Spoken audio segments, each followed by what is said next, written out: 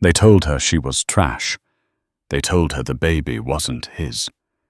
And when they threw her out onto the freezing streets of Chicago, with nothing but a coat and a broken heart, they thought that was the end of Ariana Jenkins. Beatrice Sterling, the matriarch of the dynasty, laughed as she locked the iron gates, convinced she had saved her family's fortune from a gold digger. But she made one fatal calculation. She didn't know who Ariana really was. She didn't know that a DNA test sitting in a dusty vault in Zurich was about to trigger a $100 million transfer that would turn the prey into the predator. This is the story of how the girl they discarded came back to buy the very roof over their heads. The air inside the Sterling estate always tasted like cold lilies and old money. For Ariana, a girl who had grown up bouncing between foster homes in Ohio, the mansion on Lakeshore Drive was supposed to be a fairy tale ending. But 2 years into her marriage with Jeffrey Sterling, the fairy tale felt more like a horror story, written in polite cursive. It was a Tuesday in November when Ariana decided to break the news. The test in her purse burned like a coal. She was pregnant. Dinner at the Sterlings was a ceremonial affair. The dining room was dimly lit by a crystal chandelier that cost more than the house Ariana grew up in. At the head of the table sat Beatrice Sterling, a woman whose skin looked like porcelain and whose heart was made of absolute zero. To her right was Jeffrey, Ariana's husband, handsome, charming, but perpetually terrified of his mother. "Pass the salt, Ariana," Beatrice said, not looking up from her plate of coq au vin. "And do try not to scrape the silver. That set has been in the family since 1890. "Sorry, Beatrice," Ariana murmured, her hand trembling slightly. Jeffrey offered her a weak smile. Mother Ariana's had a long day. "We all have long days, Jeffrey," Beatrice snapped. "Some of us spend them managing a logistics empire. Others spend them— What is it you do again, Ariana?" "Pottery classes." Ariana took a deep breath. She reached under the table and squeezed Jeffrey's hand. This was it. This would fix everything. A baby. An heir.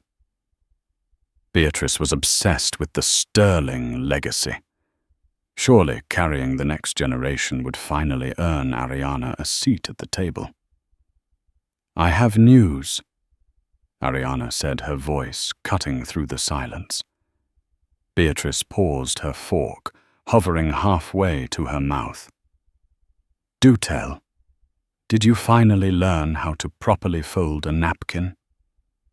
"I'm pregnant," Ariana said, a smile breaking across her face as she looked at Jeffrey. "We're having a baby." The silence that followed wasn't the stunned silence of joy. It was the vacuum of space. Jeffrey's eyes went wide, tears welling up. "Ariana? Really? Are you serious?" He stood up, knocking his chair back, and rushed to hug her. "Oh my God, I'm going to be a dad." For 10 seconds, Ariana felt safe. Jeffrey was happy. That was all that mattered. Then the sound of silverware clattering against fine china shattered the moment. Beatrice hadn't moved. She was staring at Ariana with a look of clinical detachment, like a scientist examining a tumor. "Sit down, Jeffrey," Beatrice commanded. Her voice wasn't loud, but it carried the weight of a judge's gavel. Jeffrey froze. "Mother, didn't you hear?" "Here, I said sit down." Jeffrey slowly released Ariana and sank back into his chair, the joy draining from his face.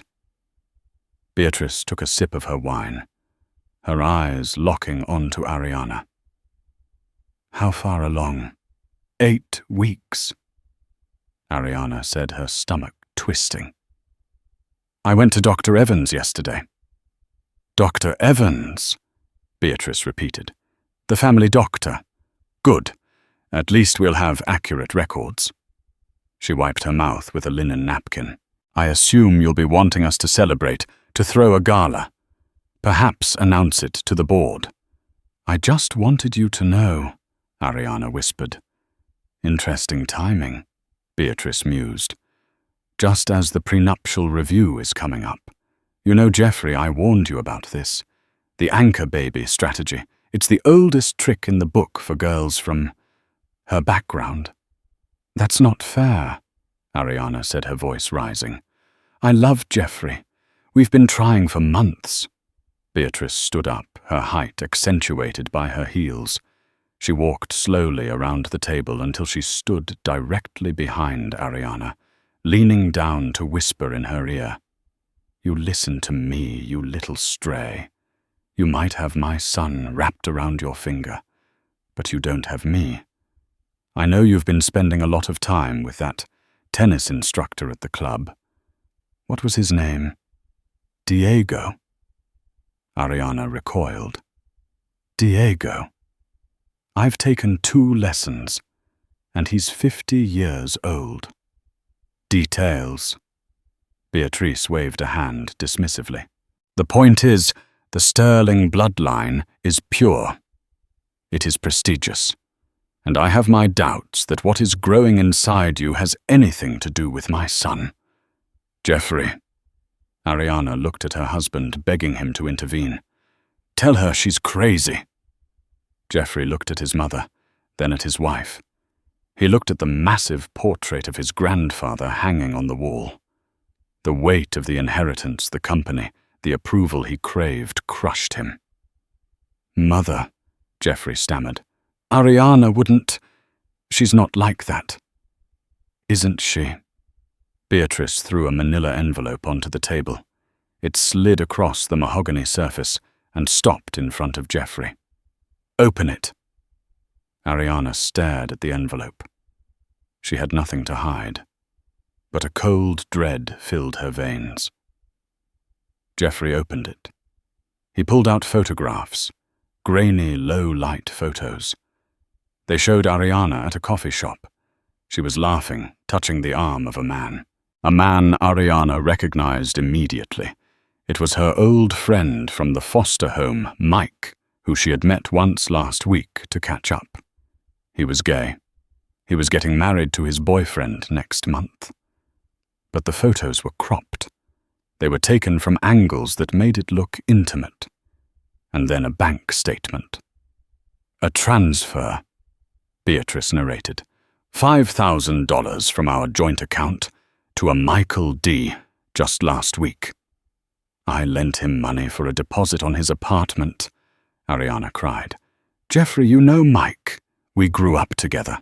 You didn't tell me you gave him $5,000. Jeffrey said, his voice quiet.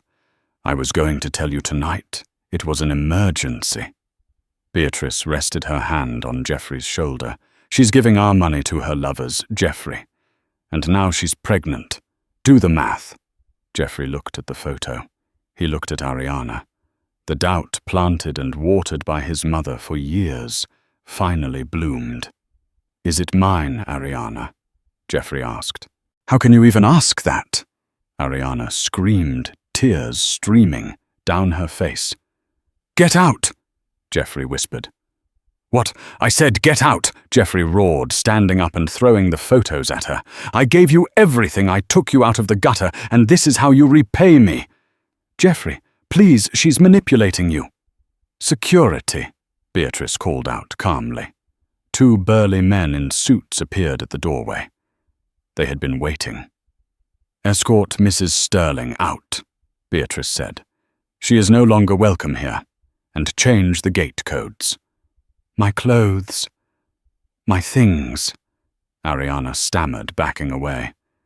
Everything you have was bought with Sterling money, Beatrice hissed. You leave with what you're wearing. Ariana looked at Jeffrey one last time. He had his back turned to her, his head in his hands. I'm pregnant with your son, Jeffrey, she said, her voice breaking. "You're making a mistake." He didn't turn around. The guards grabbed her arms. They weren't gentle. They dragged her through the marble hallway, past the portraits of stern ancestors, and threw her out the front door. It was raining, a freezing Chicago rain that soaked through her silk blouse in seconds. The heavy oak door slammed shut, and the lock clicked. Ariana Jenkins stood on the doorstep, shivering, clutching her stomach. She had no phone, no wallet, no car keys, just the life growing inside her and the bitter taste of betrayal. She walked down the long driveway, the gravel cutting into her thin indoor shoes. When she reached the gate, she looked back at the mansion. The lights in the dining room were still on. They were probably finishing the coq au vin.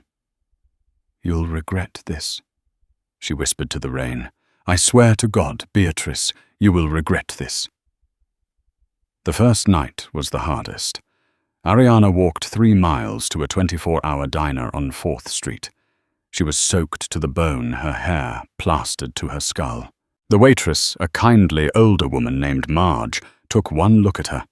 A girl in expensive but ruined clothes, shivering uncontrollably, and poured her a black coffee without asking for money. "Rough night, honey?" Marge asked. "You have no idea," Ariana replied, her teeth chattering. She borrowed Marge's phone to call the only person she could, Mike. Mike arrived 20 minutes later in his beat-up Honda Civic. When he saw Ariana, he burst into tears. He took her back to his tiny one-bedroom apartment in the suburbs. It was cramped, smelling of cat litter and instant noodles, but it was warmer than the sterling mansion had ever been. "I can't believe they did this," Mike said, pacing the floor as Ariana wrapped herself in a blanket on his couch. "We have to sue them. You have rights. Spousal support." "I signed a prenup, Mike," Ariana said, staring at the wall. "A brutal one. Beatrice made sure of it. If there's infidelity, I get nothing. And she has those photos. She has the bank transfer. But it wasn't infidelity. I'm gay. I'm literally marrying Steve." "It doesn't matter," Ariana said, her hand resting on her stomach. "They have expensive lawyers. They can drag this out for years. I don't have money for a lawyer. I don't even have money for a sandwich." The reality set in quickly. Beatrice Sterling was thorough. The next morning, Ariana tried to access her personal checking account, the one she had before the marriage. It was frozen. Beatrice had flagged it for investigation of theft regarding the $5,000 transfer. Ariana was radioactive. For the next 6 months, Ariana lived a life that would have made her former social circle faint. She couldn't stay with Mike forever. His apartment was too small and he was struggling himself. She moved into a run-down motel on the edge of town that charged by the week. She got a job at a dry cleaner's, breathing in chemicals all day, standing for 8 hours despite her swollen ankles. She ate ramen noodles and discounted bread. Every dollar she saved went into a shoebox for the baby. She stopped by the Sterling estate once, 3 months in. She didn't try to go inside. She just stood across the street, watching. She saw Jeffrey drive out in his Porsche. He looked thinner, paler. But then she saw Beatrice in the passenger seat, talking animatedly, pointing at something. Jeffrey nodded. He was still her puppet. Ariana turned around and never went back. The baby came on a stormy night in July. She was alone at the county hospital. No private suite, no Dr. Evans. Just a tired resident doctor and a nurse who chewed gum. It was a difficult birth. The stress and poor nutrition had taken a toll. But when the doctor finally held up the crying infant, Ariana felt a surge of power she had never known. "It's a boy," the nurse said, placing him on Ariana's chest. He had Jeffrey's eyes, but he had Ariana's chin, the stubborn set of the jaw. "Leo," she whispered. "Your name is Leo." As she held him, she made a vow. "They think we're trash, Leo, but we're going to survive. I don't need their money. I don't need their name." However, fate and the intricate web of secrets Beatrice had tried to bury had other plans. While Ariana was learning to change diapers in a motel room with peeling wallpaper, a man named Alistair Pendleton was landing a private jet at O'Hare Airport. Alistair was an English solicitor, a man who still used a pocket watch and carried a leather briefcase that cost more than a car. He worked for a firm in London that specialized in dormant lineages, specifically finding the lost children of very, very wealthy people who died without wills. Alistair hailed a cab and gave the driver an address in downtown Chicago. He wasn't looking for Ariana Jenkins yet. He was looking for a grave. He arrived at a small, neglected cemetery. He found the tombstone he was looking for: Mary Jenkins' beloved mother. 1970 to 1998. This was Ariana's mother, the woman who had died of an overdose when Ariana was just a toddler, leaving her to the foster system. Alistair took a photograph of the grave. Then he pulled out a file. Inside was a birth certificate for a baby girl born in 1996. Father unknown. Mother Mary Jenkins. "Found you," Alistair muttered. He pulled out a second document. It was a DNA test result from 1996, one that had been sealed in a safe deposit box in Switzerland for 25 years. It compared the day of the baby girl to a man named Harrison Caldwell. Harrison Caldwell, the Steel King of Pennsylvania. A man who had built bridges, skyscrapers, and railroads. A man who had died 2 months ago, leaving behind a $100 million estate and no known heirs. Except one. An illegitimate daughter he had fathered during a brief affair with a waitress named Mary while on a business trip to Ohio. He had never met the girl, but he had kept tabs on her. He had kept the DNA test. And in his final days, consumed by guilt, he had instructed his lawyers to find her. Alistair Pendleton had spent weeks tracking Mary Jenkins, only to find she was dead. But the trail didn't end there. It led to a foster record. Then to a marriage license, Ariana Jenkins to Jeffrey Sterling. Alistair frowned as he read the file in the back of the cab. Sterling. The shipping family. This complicated things. If the heir was already wealthy, she might not want the publicity of an illegitimate father. Alistair directed the cab to the Sterling estate. He arrived at the iron gates and pressed the intercom. "Yes?" a crisp voice answered. "I am Alistair Pendleton, seeking Mrs. Ariana Sterling. It is a matter of urgent legal importance." There was a pause. Then the voice, Beatrice's voice, returned, dripping with venom. "There is no Ariana Sterling here. That woman was a fraud and a thief. She was removed from this property months ago. We do not know where she is, and we do not care." The line clicked dead. Alistair raised an eyebrow. Interesting. He was a man who enjoyed a challenge. He pulled out his phone and dialed his firm's private investigator. "Find her," Alistair said. "She's not at the husband's house. She's been thrown out. Check the shelters. Check low-income housing. And hurry. If the Sterlings threw her out, she's likely destitute. And she's the richest woman in Chicago. She just doesn't know it yet." 2 months after Leo was born, Ariana hit rock bottom. The dry cleaners had let her go. The owner, a man named Mr. Henderson, was apologetic but firm. Business is slow, Ariana, and with the baby, you're distracted. I can't have you bringing him into the back room anymore. The fumes aren't safe." He gave her $50 severance and sent her on her way. $50. A tin of formula cost $20. Diapers were $15. The motel room, a damp box at the Starlight Inn, with a carpet that felt sticky, was $200 a week.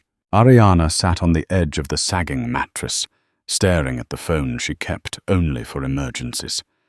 It was a prepaid burner phone. She had 10 minutes of credit left. She looked at Leo. He was sleeping in a laundry basket, lined with towels, the only crib she could afford.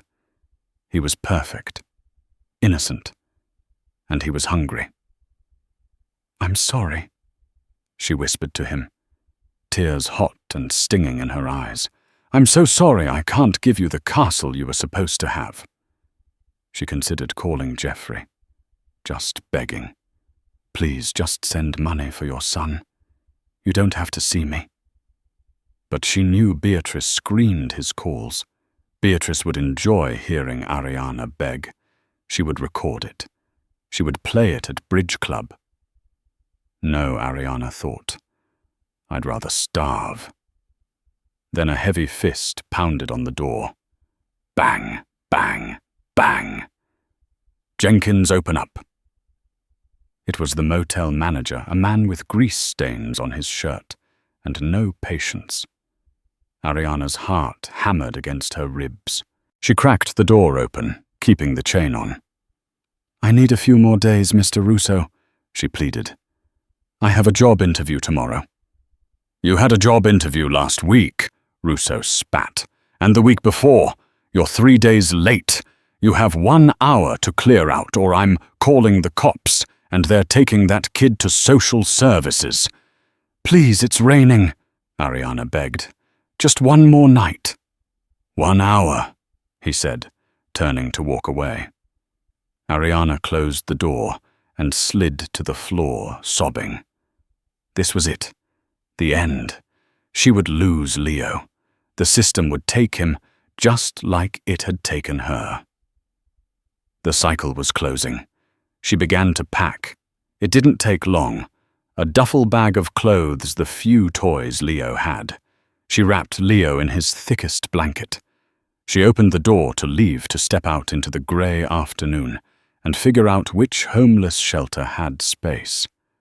But someone was standing there. It wasn't Mr. Russo. It was a man in a charcoal grey 3-piece suit. He looked like he had stepped out of a magazine from a different century. He held a black umbrella over his head, shielding himself from the drizzle. Behind him, a black Mercedes sedan idled in the cracked parking lot, looking like a spaceship in a junkyard. "Ariana Jenkins?" the man asked. His accent was British, clipped and precise. Ariana clutched Leo tighter to her chest. "Who are you? Who are you? Did Beatrice send you?" The man's expression softened. He looked past her into the squalid room behind her. He saw the laundry basket crib. He saw the meager bag. A flash of genuine pain crossed his eyes. "My name is Alistair Pendleton," he said. "I am a solicitor representing the estate of the late Harrison Caldwell. May I come in?" "I don't know who that is," Ariana said, stepping back. "I don't have money for whatever you're selling." "I'm not selling anything, my dear," Alistair said gently. "I'm here to give you something. Please. It is wet out here, and the baby shouldn't be in the damp air." Something about his eyes, weary but kind, made her trust him. She unhooked the chain. Alistair stepped inside. He closed the umbrella and placed it by the door. He looked around the room, taking in the peeling paint and the smell of mildew. He took a deep breath, composing himself. "Mrs. Sterling." "It's Jenkins," she corrected him sharply. "I don't use that name anymore." "Miss Jenkins," Alistair corrected. "I have been looking for you for weeks. You are a difficult woman to find." "I didn't want to be found." Alistair reached into his briefcase. "I understand, but it is imperative that you hear me out. Are you aware of your mother's history, specifically around the year 1996? Ariana frowned. "My mother died when I was 2. I know she worked at a diner in Ohio." "Yes," Alistair said. "She did. And in the summer of 1995, a man named Harrison Caldwell frequented that diner while overseeing the construction of a steel bridge. They had a relationship. It was brief, but significant." Ariana stared at him. "What are you saying?" "Harrison Caldwell passed away 3 months ago," Alistair said.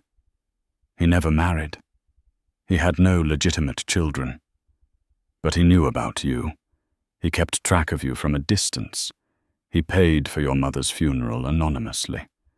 And before he died, he updated his will." Alistair pulled out a thick document bound in blue paper. "He left his entire estate to his surviving issue. We ran a DNA test using samples from your birth records. It is a 99.9% match, Ariana. Harrison Caldwell was your father." Ariana felt the room spin. "My father, I always thought—" "He was a difficult man," Alistair admitted, "but he was a wealthy one. He built an empire of steel and infrastructure." "Okay," Ariana said, her voice trembling. "So did he leave me a letter?" "A photo. He left you everything," Alistair said. "What does that mean? Everything?" Alistair adjusted his glasses. "The Caldwell Trust. It includes real estate in New York, London, and Zurich, a majority stake in Caldwell Steel, a portfolio of stocks and bonds, and liquid cash reserves." Ariana laughed, a dry, hysterical sound. "So what?" "A few $1,000s that would really help right now. I'm about to be evicted." Alistair looked at her with intense seriousness. "Ariana, the total valuation of the estate after taxes is approximately $112 million. The silence in the room was louder than the thunder outside. Ariana looked at Leo. She looked at her dirty sneakers. She looked at Alistair.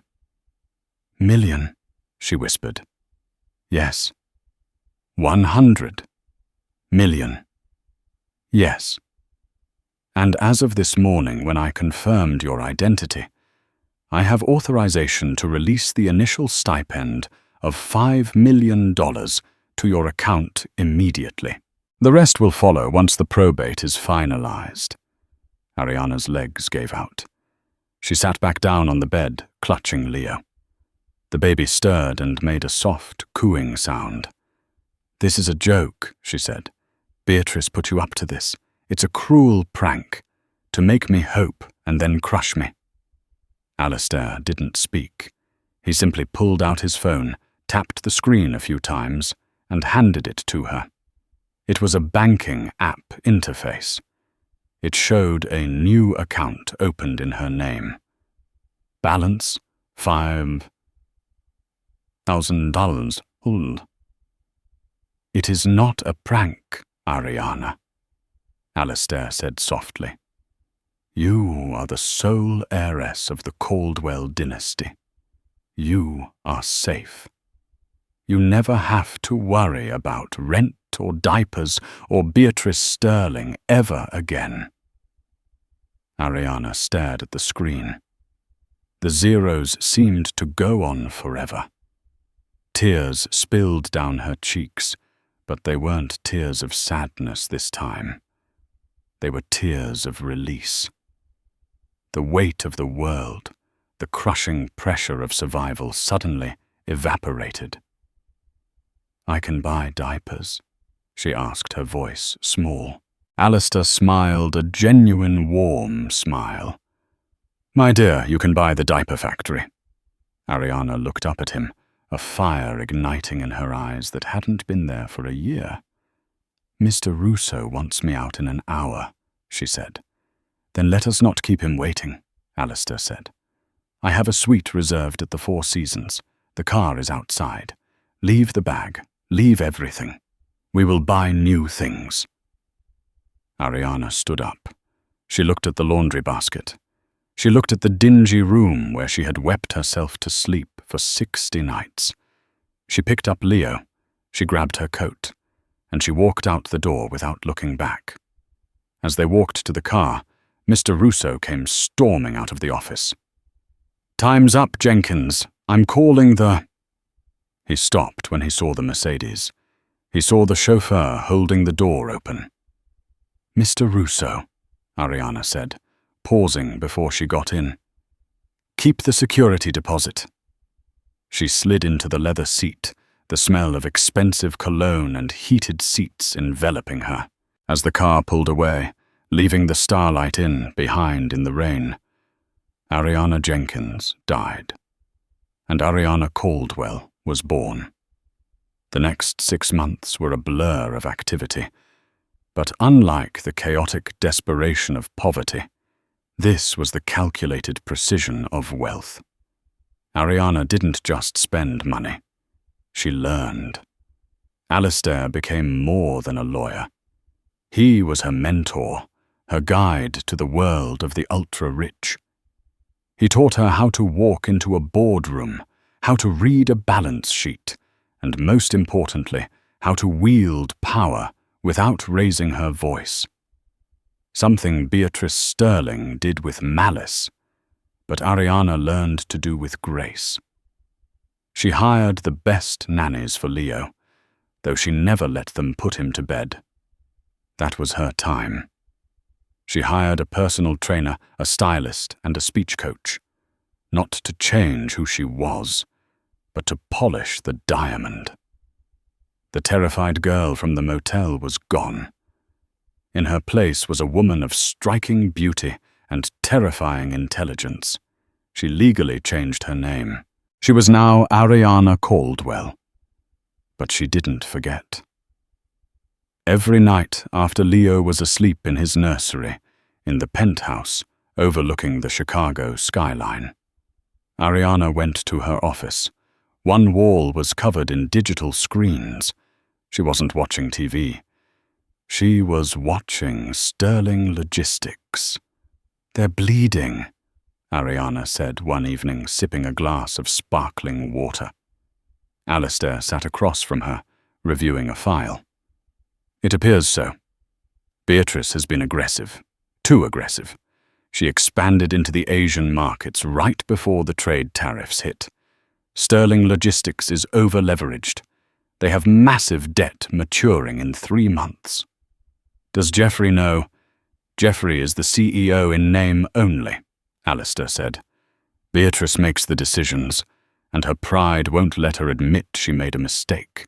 She's doubling down, borrowing from high-interest private lenders to cover the operating costs." Ariana smiled. It was a cold smile. "She's desperate." "She is vulnerable," Alistair corrected. "The board of directors is getting restless. The stock price has dropped 40% in the last year." Ariana walked to the window. She could see the city lights. Somewhere out there in the mansion on the lake, Beatrice was probably screaming at a servant. "I want to buy the debt," Ariana said. Alistair looked up, raising an eyebrow. "The debt that is risky, Ariana. If they default, the debt holder owns the collateral," Ariana said, turning to face him. "And what is the collateral for their latest loan?" Alistair flipped through the pages. He stopped. He looked at Ariana with a mixture of shock and admiration. "The Sterling estate," Alistair said, "and the controlling shares of the company." "Buy it," Ariana commanded. "Use the shell company, Phoenix Holdings. Keep my name off everything. Beatrice can't know it's me, not yet." "It will cost $30 million," Alistair warned. That is a significant chunk of your liquidity. Do it, Alistair. I want to hold the deed to her house. The transaction took 2 weeks. It was silent, invisible, and lethal. While Beatrice Sterling was busy firing her CFO for incompetence and trying to hush up the company's losses, a mysterious entity known only as Phoenix Holdings quietly purchased the distress notes from the bank. Beatrice didn't notice. To her, it was just paperwork. Banks sold debt all the time. As long as she made the payments, it didn't matter who held the paper. But Beatrice was about to miss a payment. Ariana timed it perfectly. The Sterling annual charity gala was approaching. It was the social event of the season, held at the Palmer House Hilton. It was where Beatrice displayed her power, where she courted investors, where she pretended everything was perfect. "Are you ready?" Alistair asked, standing in the foyer of Ariana's penthouse. Ariana stepped out of her bedroom. She was wearing a dress of midnight blue velvet off the shoulder that hugged her figure. Around her neck was a diamond necklace that had once belonged to European royalty. Her hair was swept up, revealing the elegant curve of her neck. She looked regal. She looked unstoppable. "I'm ready," Ariana said. "Let's go say hello to my husband." The ballroom was suffocating with the scent of expensive perfume and desperation. Beatrice Sterling stood at the center of the room, holding a champagne flute, laughing too loudly. Jeffrey stood beside her, looking like a ghost. He had lost weight. His eyes were hollow. "Smile, Jeffrey," Beatrice hissed through her teeth. "The senator is looking at us. We need his support for the zoning permits." "I'm tired, Mother," Jeffrey muttered. "Can we just go home?" "We go home when I say we go home," Beatrice snapped. "And straighten your tie. You look like a slob." Jeffrey sighed and adjusted his tie. He hated these parties. He hated this life. He missed Ariana. He missed her laugh. He missed the way she used to make grilled cheese sandwiches at 2 a.m. He had tried to find her once a few weeks after the rain, but she was gone. The PI said she vanished. He assumed she had moved to another state, maybe found another guy. The thought made him sick. Suddenly the room went quiet. It started near the entrance, a ripple of silence that spread like a wave. Conversations stopped. Heads turned. Beatrice frowned. What is going on? Why is the music stopping? She turned toward the motors, the grand staircase. Descending the stairs was a woman who looked like a movie star. She was flanked by a distinguished older man in a tuxedo. The crowd parted for them, whispering. "Who is that?" someone asked. "Is that? No, it can't be." Beatrice squinted. Her eyesight wasn't what it used to be. "Who is that woman?" "She's wearing the Romanov diamonds. I tried to buy those at auction last year and was outbid." Jeffrey looked up. His glass slipped from his hand and shattered on the floor. "Ariana," he whispered. The name hung in the air. Ariana reached the bottom of the stairs. She didn't look around nervously. She walked with a purposeful stride straight toward the center of the room. Straight toward the Sterlings. Beatrice froze. Her brain couldn't process the image. This was the girl in the wet clothes. The girl she had thrown into the mud. Ariana stopped 5 feet away from them. Up close, the transformation was even more jarring. Her skin glowed. Her posture was iron. "Hello, Jeffrey," Ariana said. Her voice was smooth, rich, devoid of the fear that used to define it. "Ariana," Jeffrey stammered, stepping over the broken glass. "My God, you look expensive." Ariana finished for him. She turned her gaze to Beatrice. Beatrice recovered her composure quickly. She was a shark, after all. "Well," she sniffed, "I see you found a new sugar daddy. Who is it this time, the old man next to you?" Alistair stepped forward, his face stony. "I am Alistair Pendleton, Mrs. Caldwell's legal counsel." "Mrs. Caldwell." Beatrice laughed. "Oh, did you marry a Caldwell?" "Which one? The used car salesman from the South Side?" "Harrison Caldwell," Ariana said calmly. "My father." Beatrice stopped laughing. "Harrison, the steel magnate, that's impossible. He had no children." "He had one," Ariana said. "Me." The crowd was listening now. Every ear in the room was tuned to this frequency. "I'm sure this is a fascinating fantasy," Beatrice sneered, though a bead of sweat appeared on her temple.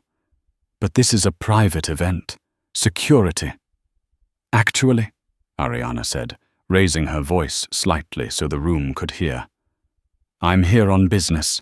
You see, Beatrice, I've recently acquired Phoenix Holdings." Beatrice went pale. "Phoenix? They hold our debt." "Yes," Ariana said. "We do. And as of 5:00 p.m. today, Sterling Logistics missed its quarterly balloon payment." "That's a clerical error," Beatrice shrieked. "I have the money. It's being transferred. The grace period ended an hour ago," Ariana said, her voice dropping to a dangerous whisper. "You are in default, Beatrice, which means, according to the contract you signed, I am calling in the collateral." "You can't," Jeffrey whispered. "What is the collateral?" Ariana looked at her husband. "This building, the warehouse fleet, the company jet." She took a step closer to Beatrice. "And your house, the mansion on Lakeshore Drive.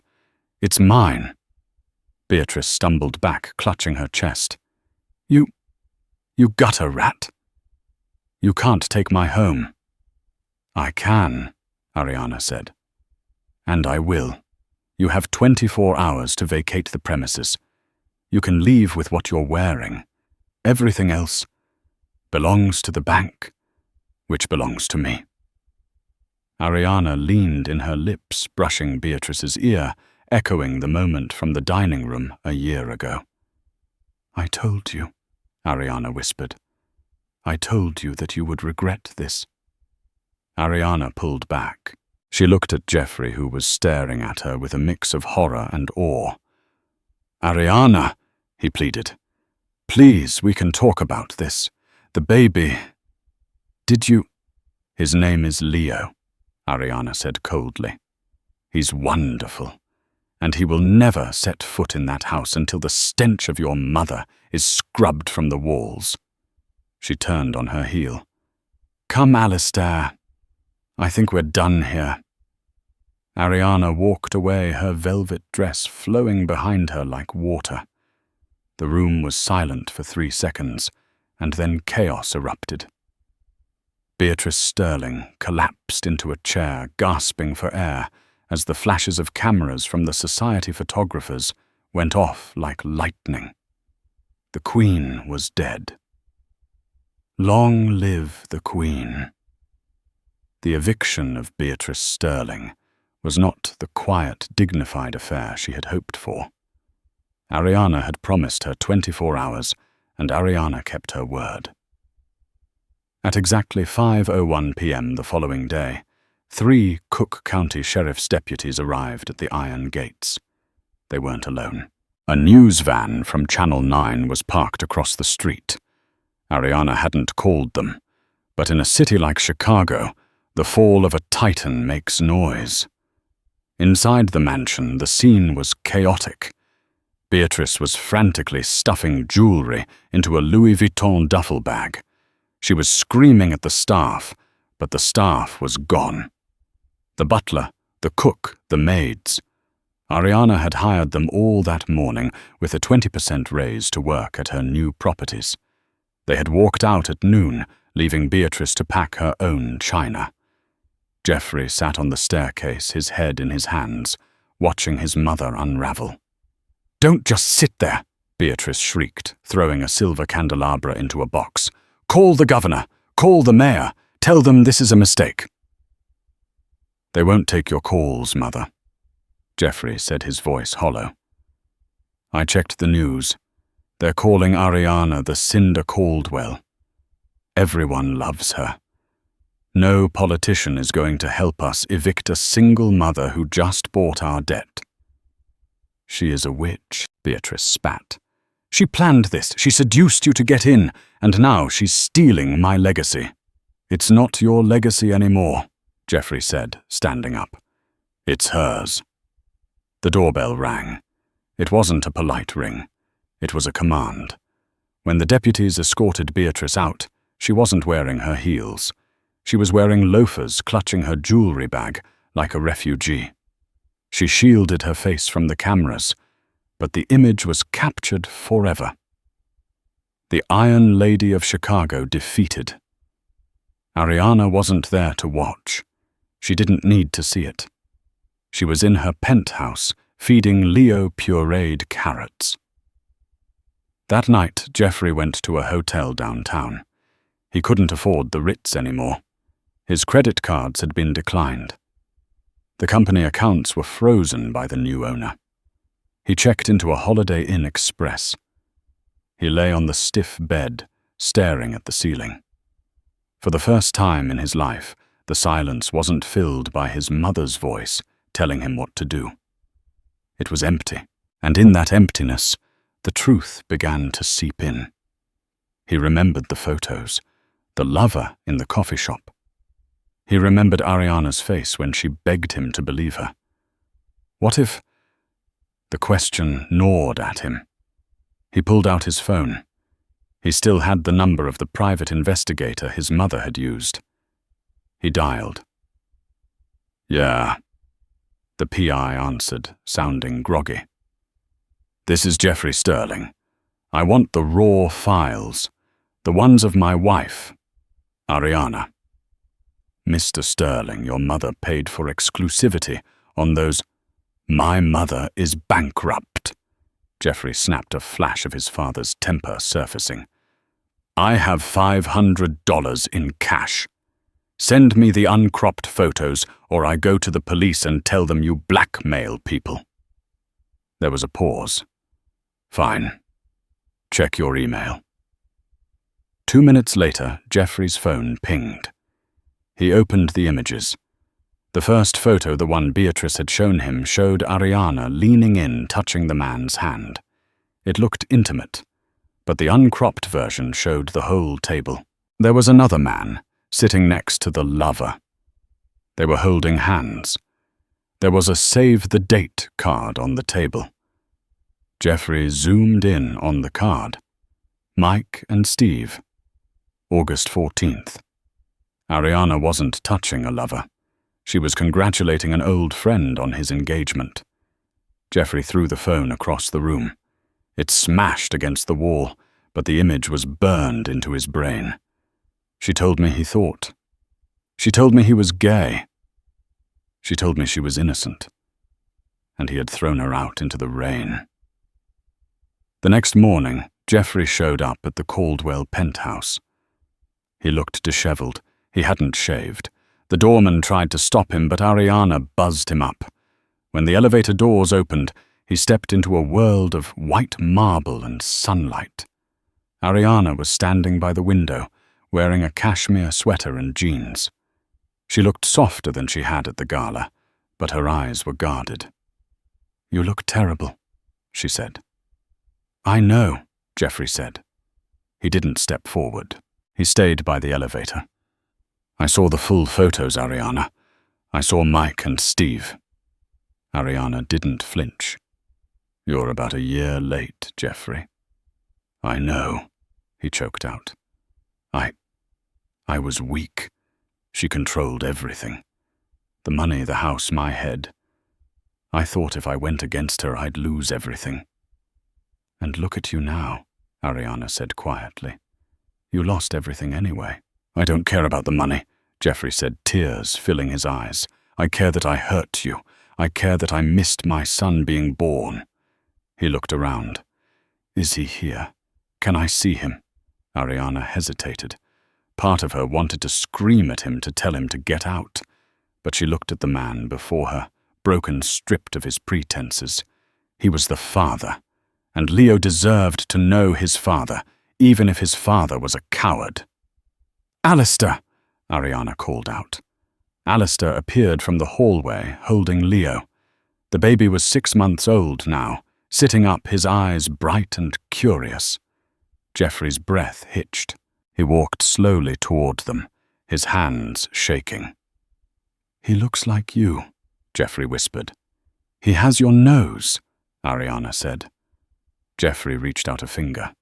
Leo grabbed it, his tiny hand wrapping around Geoffrey's knuckle. Geoffrey began to weep, silent, shaking sobs that racked his body. I'm so sorry, he whispered to the baby. I'm so sorry. You can visit him, Ariana said, her voice hard but fair.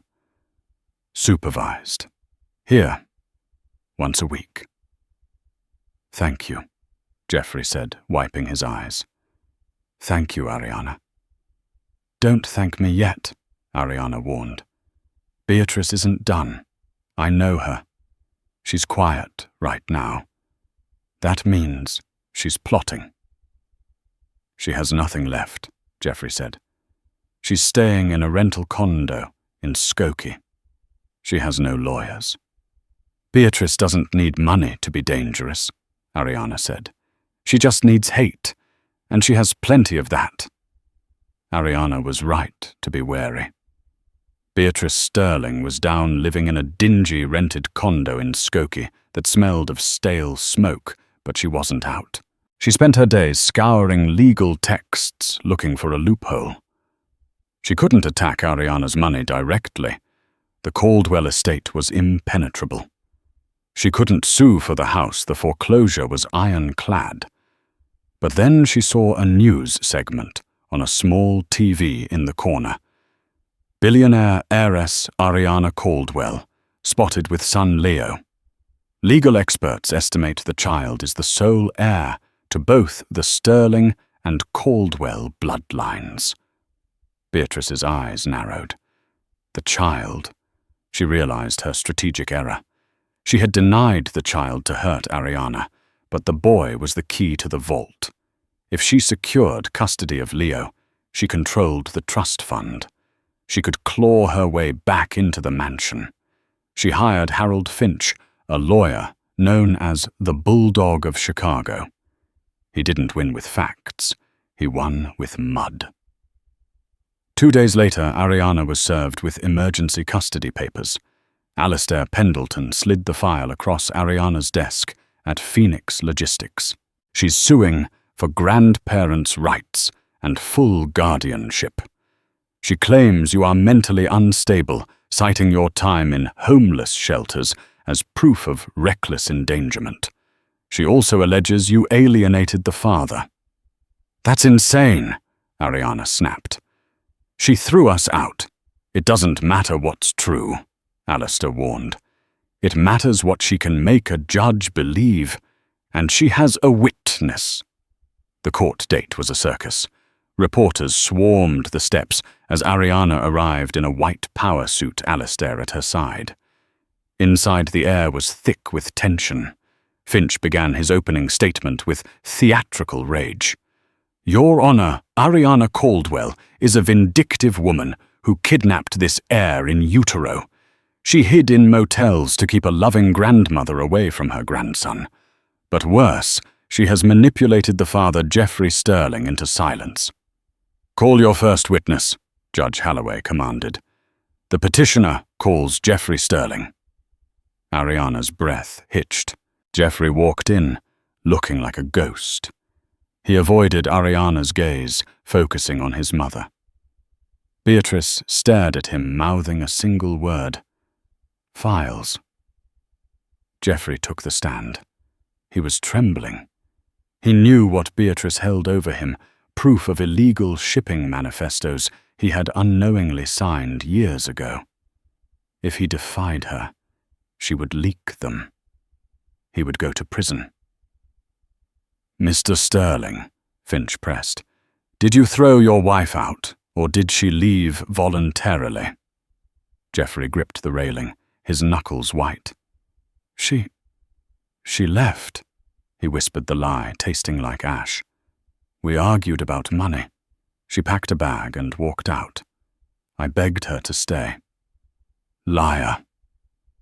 Ariana stood up, tears of betrayal stinging her eyes before Alistair pulled her down. Order! The judge banged her gavel. Beatrice smirked. She had won. With the father's testimony, Ariana looked like an erratic runaway. I need a recess, Alistair whispered to the judge. We have a rebuttal witness, one not on the list. 10 minutes later, the courtroom quieted as the doors opened. A nurse wheeled in a frail elderly man, hooked to an oxygen tank. Beatrice's face went corpse pale. The defense calls Dr. Elias Thorne, Alistair announced, the former Sterling family physician. Objection, Finch screamed. Medical privacy. Relevant to genetic standing, Alistair countered. The judge allowed it. Alistair approached the witness. Dr. Thorne, you treated Beatrice Sterling in 1990, following a severe car accident. Correct. I did, the old man rasped. And as a result of her injuries, what procedure did you perform? A total hysterectomy, Dr. Thorne stated clearly. I removed her uterus. It was the only way to save her life. The silence in the room was absolute. Ariana looked at Geoffrey, who looked confused. Dr. Thorne, Alistair continued, his voice ringing out.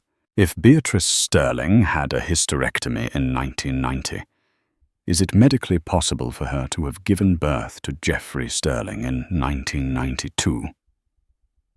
It is impossible, Dr. Thorne said. She cannot be his mother. Geoffrey stood up in the witness box. What? Alistair turned to the gallery. If she is not Geoffrey's mother, she is not Leo's grandmother. She has no biological claim to this child. She is a legal stranger. Lies, Beatrice shrieked, standing up and overturning her table. Shut him up. Who am I? Geoffrey screamed at her, his voice breaking. Who am I? Cornered and stripping her gears. Beatrice snapped. I bought you. She screamed, her voice echoing off the walls. I bought you from a junkie in Gary, Indiana for 10 grand. I needed an heir to keep the trust fund. You're nothing. You're trash just like her. The courtroom erupted. Geoffrey sank to his knees, sobbing. The lie that had ruled his life, the Sterling bloodline, was shattered. Bailiff, Judge Halloway barked, looking at Beatrice with disgust. Take Mrs. Sterling into custody. I'm referring this to the district attorney for human trafficking and fraud. As Beatrice was handcuffed, screaming obscenities, Ariana walked to the witness box. She placed a hand on Geoffrey's shoulder. You're free, Geoffrey, she whispered. You're nobody. And that means you can finally be someone. The fallout was catastrophic. Beatrice Sterling was indicted on federal charges. The revelation that the Sterling heir was purchased invalidated decades of corporate contracts. The board fled, and Phoenix Holdings absorbed the remaining assets for pennies on the dollar. Geoffrey refused Ariana's help. Shattered by the truth, he moved into a studio apartment in the garment district and took a job bartending. He needed to know what it felt like to earn $1 without his last name. But the past wasn't done with him yet. 3 months later, Ariana received a frantic call. Ariana, please. I'm at the bar. I need help. There's a man here. Ariana arrived with Alistair and her security detail. The dive bar was empty, save for Geoffrey and a man in a leather jacket who looked like a rougher, older version of Geoffrey. This is Ray, Geoffrey said, his voice shaking. He says he's my biological father. Ray grinned, showing yellow teeth. Saw the news. Figured I should look up my boy, and his rich ex-wife. What do you want? Ariana asked coldly, sitting down opposite him. Compensation, Ray sneered. I gave you the boy who gave you the baby. I want a finder's fee. $5 million. Or I go to the press and tell them Jeffrey knew about the fraud the whole time. I'll ruin the little life he has left. Jeffrey looked at Ariana, panic in his eyes. He has old letters from Beatrice, forged ones. It looks real. Ariana didn't blink. She signaled Alistair, who placed a black briefcase on the table. Ray's eyes lit up. Cash, information, Ariana said. She opened the folder. Ray Miller, petty theft assault and a warrant in Ohio for grand larceny, outstanding since 1998. Ray's smile vanished. You're trying to extort a federal witness in an active investigation, Ariana said, her voice smooth and dangerous. We recorded this conversation. That's a felony. With your record, it's a life sentence. She leaned in. You think I'm Beatrice. You think I'll pay you to go away. No. Beatrice used money to hide her problems. I use money to eliminate them. Ariana nodded to the door. The police are outside, Ray. Jeffrey, she turned to her ex-husband. He sold you for drugs 30 years ago. He's trying to sell you again today. You can pay him or you can press charges. Jeffrey looked at the man who shared his DNA, but none of his heart. He looked at Ariana, who had risen from the ashes. He picked up the bar phone. I'm calling the cops, Jeffrey said firmly. I'm done being sold. 6 months later, Ariana walked into the Federal Correctional Institution. Beatrice Sterling sat behind the glass, looking frail in an orange jumpsuit, stripped of her diamonds and her dignity. You came to gloat, Beatrice rasped. No, Ariana said, picking up the receiver. I came to say thank you. Beatrice blinked. Thank me I tried to destroy you. You did, Ariana said. You threw me into the rain. You starved me. You made me desperate. If you had been kind, I would have been a soft, obedient wife hosting your parties. I never would have found my father. I never would have built my empire. Ariana placed her palm against the glass. You forged me in fire, Beatrice. You thought you were throwing away trash, but you were sharpening a blade. You made me strong enough to take your place. Beatrice stared at her, her mouth opening, but no words came. The realization crushed her. She had created her own conqueror. Does he ask about me? Beatrice whispered, a crack in her voice. Does Leo ask about his grandmother? Ariana stood up, smoothing her skirt. No, he doesn't know you exist. She hung up the phone and walked out into the sunlight. Outside, a black SUV waited. The driver opened the door. Where to, Miss Caldwell? The park. Ariana smiled, checking her watch. Jeffrey is meeting us there. It's his turn to push the swing. As the car merged into the traffic of the city she now owned, Ariana looked at her reflection in the window. The scared girl from the foster home was gone. In her place was a queen who had built her castle not on a legacy of lies, but on the unshakable foundation of the truth. And for Ariana Caldwell, business was finally closed. Wow. What a ride. From the freezing rain to the penthouse suite, Ariana's revenge was served, not just cold, but expensive. I have to ask you guys a question. If you were Ariana, would you have forgiven Jeffrey? Or would you have left him in the dirt with his mother? It's a tough one. Let me know in the comments below.